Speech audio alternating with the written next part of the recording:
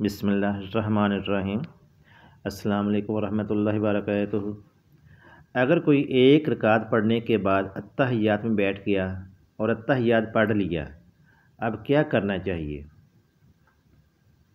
अगर 2 रकात वाली नमाज में एक रकात के बाद अत्तहियात पढ़ लिया, फिर एक रकात और पढ़कर अत्तहियात पढ़कर सजदा सहू करे, फिर अत्तहियात, दुरूद शरीफ और दुआ पढ़कर सलाम फेर दें।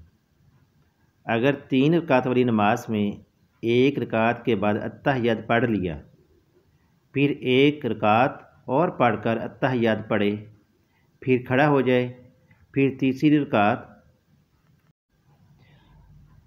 पढ़कर अत्तहियात पढ़कर सजदा सहू करे, फिर अत्तहियात, दुरूद शरीफ और दुआ पढ़कर सलाम फेर दे। अगर 4 रकात वाली नमाज में एक रकात के बाद अत्तहियात पढ़ लिया, फिर एक रकात और पढ़कर अत्तहियात पढ़े, फिर 2 रकातें पढ़कर अत्तहियात पढ़कर सजदा सहू करे, फिर अत्तहियात, दुरूद शरीफ और दुआ पढ़कर सलाम फेर दे।